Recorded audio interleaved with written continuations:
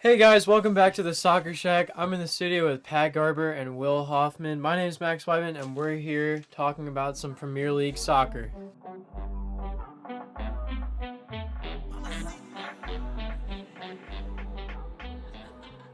How's it going? What's up, guys? Pat, why don't you start us off with what happened this past week? Some big news and things like that. All right, so basically, there's just 3 games that happened this weekend. There's supposed to be 4, but one got rescheduled until The 19th. Yes, the 19th. Well done, Max. That was the Manchester City West Ham game due to inclement weather. We weren't sure if Sheffield United was going to be able to play Bournemouth because of the same thing, but just a little bit of winds and stuff like that, they were able to play, and the Blades ended up taking the victory home 2-1.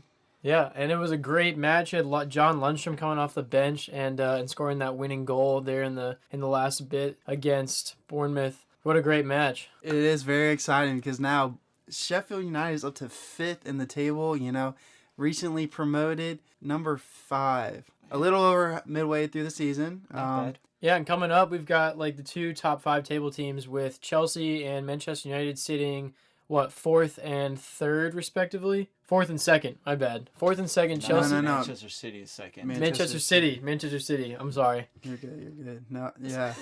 We have that match coming up. Some big names playing in that game. Always Chelsea Man U is always a really good match. But we'll see how that plays out. Yeah, we'll get into that a little bit later in the podcast. And what else happened? Crystal Palace lost to Everton. Yep, 3-1. Yep, 3-1. Another good match that happened over the weekend. And then finally that 1-1 draw with Brighton and Watford. Good old Brighton score. No, it was Watford scoring an own goal. Top 90 though. It was nice.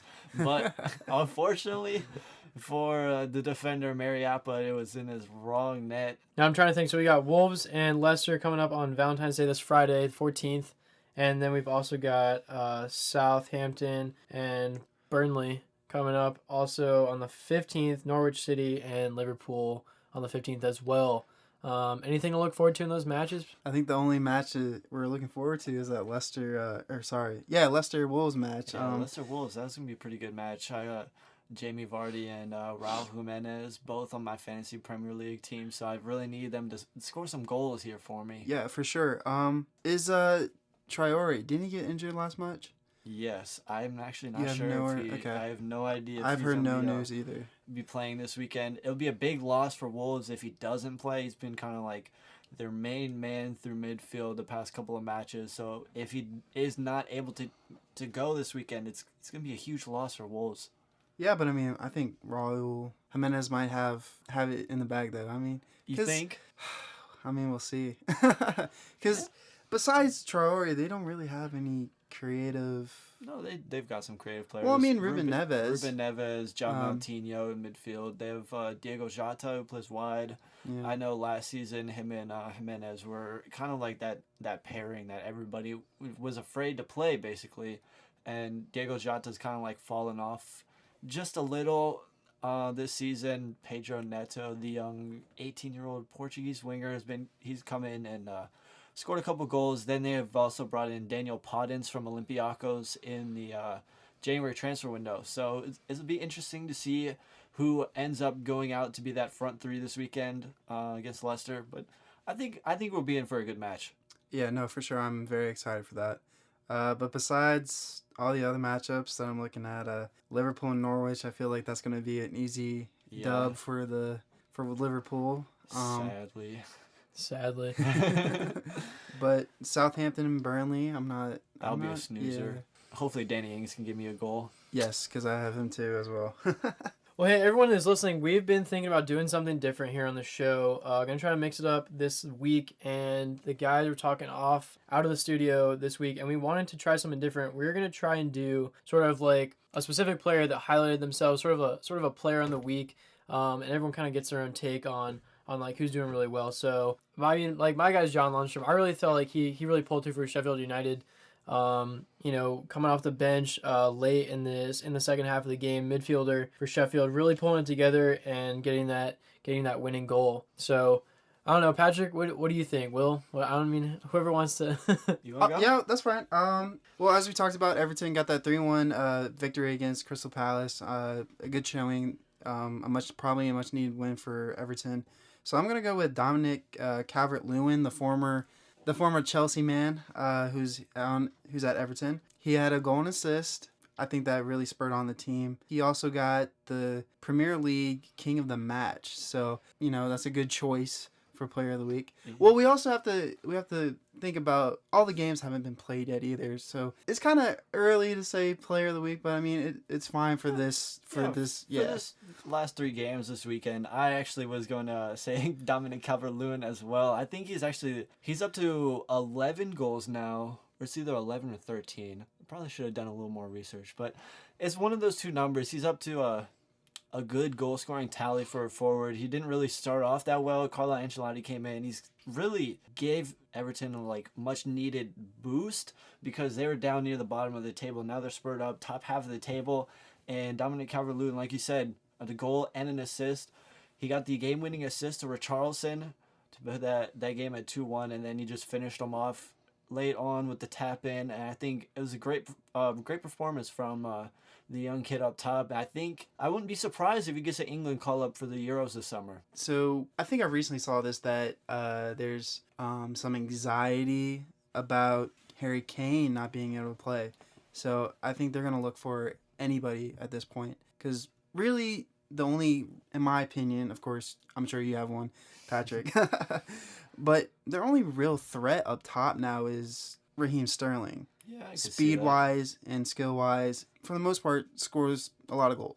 If I was the England boss, if I was Gareth Southgate right now, the Euros were right around the corner, I was forced to pick the team, I would basically, and if Harry Kane was not out of the mix, altogether, right? Of course. My 2 forwards out, or actually no, I'd bring 3 forwards to the Euros, right? Mm-hmm. I bring Dominic Calvert-Lewin, solid, Danny Ings from Southampton, and then I would bring Tammy Abraham. Oh, I totally forgot about Tammy Abraham. Yeah, three decent, relatively, I wouldn't say young, Calvert-Lewin's young, Tammy Abraham's young. Danny Ings kind of on that middle range age side, but all 3 very good options up top that they can play with Raheem Sterling on one wing, and I think Jadon Sancho actually has that other wing locked down for this Euros. So I'm looking forward to seeing how they do, and if Harry Kane can go, looking forward to see how these other guys come in and do a job for them. For sure. I mean, and it sounds like that England side is going to have a young team, regardless of who they pick. So it's going to be exciting, I think. Yeah, Patrick, you talk about some of the the bosses at England and stuff. David Moyes still on the hot seat out of West Ham, right? Still got that. The irons he's got to deal with there, and probably might be looking at losing a job. Yeah. Are we sure? Are we not sure? I've seen mixed reports. I've seen some where they still want Rafa Benitez, the former Newcastle boss. He's still in China right now, chilling. Hopefully you don't have the coronavirus. But yeah, David Moyes, he's done good at some places like Everton, and then he's done very bad at some places like Manchester United, Real Sociedad in the past. And I'm actually glad that he's got another chance with West Ham in the Premier League. See what he can showcase his talents again, maybe become that tactical mastermind behind the Hammer's success. He's just got to win some more games because right now I think his next 2 games were definitely, because the rescheduling put that on hold due to them not playing this weekend against Manchester City and being forced to play next Wednesday on the 19th. Other than that, I think basically I would give him about 3-4 weeks to save his job, and he may not even give that much if the Hammers boardroom is not happy with the results this coming Wednesday. Yeah, so that pushback gave him a little bit of extra time, but yeah, he will have to kind of fill up that resume pretty quick here in the next 2 games after that. I don't know who they played on. I'm looking that far ahead. They have Manchester City, and I believe they're playing Liverpool right after. So it's going to be 2 very, very tough games for the Hammers, and I don't know. They have to show some sort of improvement at least in these 2 games upcoming.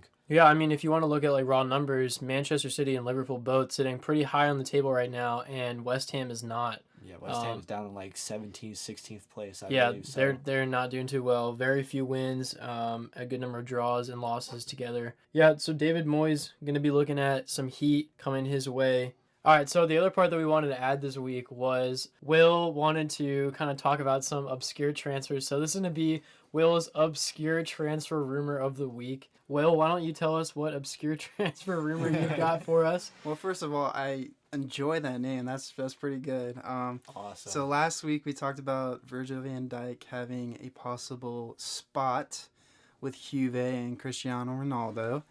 Of course, I cannot confirm the likelihood of that transfer. Recently, I've been seeing another big European name come up in the transfer talks. Obviously, rumors. And I don't know how you're going to feel about Patrick. But so recently, I think after I say the team's name, you're going to get where I'm going with this. As of lately, the Spanish side, Barcelona, have not been up to the standards of late. So there's been news from a couple sources I've been looking at. Lionel Messi transferring somewhere in Europe. I'm not sure. I've seen teams like Man City, Real Madrid. However, Real Madrid is definitely not going to happen. The board for Barca are going to never do that. But anyway, I've seen rumors that he's going to possibly go somewhere else in Europe. Not sure where yet. But like I said, Man City's a possible place. So I feel like if he is going to transfer, however, I strongly believe that's not going to happen. I think he might go to the Premier League just for fun, as I Okay. maybe for a challenge like Ronaldo did a couple of years ago. Very interesting. I'm not going to lie. I thought you were going to take a different direction with this. I did not think it was going to be about Messi. I thought when you said, oh, you're going to know what team is going to go on, and you said Barcelona, I was like, oh, dang. He's going to talk about Pierre-Emerick Aubameyang possibly going to Barcelona. And I was like, ooh, I was not ready for this. But no, I know Messi got into an argument with Eric Abidal, the Right. technical director for Barcelona. They were actually former teammates back in the day when they were with Ronaldinho, Samuel Eto'o, Thierry Henry, that core group with like Xavi and Iniesta. But since then, Eric Abidal has gone on, finished his career, and picked up the technical director job at Barcelona. And basically what he said, Barcelona's on a new coach. They just fired their former coach and they brought in a new one. Eric Abidal basically said was like, we had to bring in a new coach because players on the squad were not working hard enough. And when you're not working hard enough, you're not getting the results. He has a right to say that, but then you look at it, Messi had a nice little rebuttal, and he was like, if you're going to say something, say it with your chest and tell us who exactly is not working hard enough. Yeah, that started up a little more with the board directors at Barcelona, and I know that they had a meeting with Eric Abidal. I think he's still in the job. I don't know exactly what happened to him after that. Since then, I've seen the rumors of him possibly going back, or the rumors coming back where he's going to Manchester City, and I don't see it happening. Messi's got too much power at Barcelona. He's the club captain. He's been there his whole life, basically. Yeah. Outside of when he trained at Newell Old Boys in Argentina when he was a youngster. And other than that, I don't see Messi leaving. I see him retiring there, possibly even becoming the coach there in the future. And that's why I kind of laughed at these sources saying that he might go somewhere else. But, you know, what if? Because, I mean, for the longest time, no one thought Ronaldo was going to go somewhere. We always thought that he was going to be at Madrid after that Man U transfer and remain there for the rest of his career. Now he's at Juve having a tremendous career with them. I think it's interesting. The big old what if. Yeah. I think if he does leave, it's kind of like hard to see where he would go because I know he enjoyed working under Pep Guardiola, the Right. Manchester City boss. I've seen rumors that he may not even be in charge of Manchester City come next year. Okay. So, I mean, if he is, and that rumor comes around, circulating again, and if it happens, Liverpool might be a little worried, along with the rest of the Premier League. But, I mean, at that point, it would also, like, stir up the competition a little bit. Because as we're looking at the table now, there's a 22-point difference between first and second. So I feel like if Messi were able to come to the Premier League, not saying this summer or even next January, at some point, he's 30, what? I think he's 31 this year. 31? Okay, so he's also getting up there in years. And we don't know how much longer he's going to play. Obviously, Ronaldo's probably going to play just like Zlatan until he's like 45 or something, until he has a walker on the field. So, I mean, I think it'd be interesting to see if that transfer does happen, where he would go. All right, guys, thanks for tuning in to Soccer Shack. I'm Max Weidman. I'm your host. I'm here with Pat Garber and Will Hoffman, and thanks for listening to this episode. See you next week. See ya. Let's go.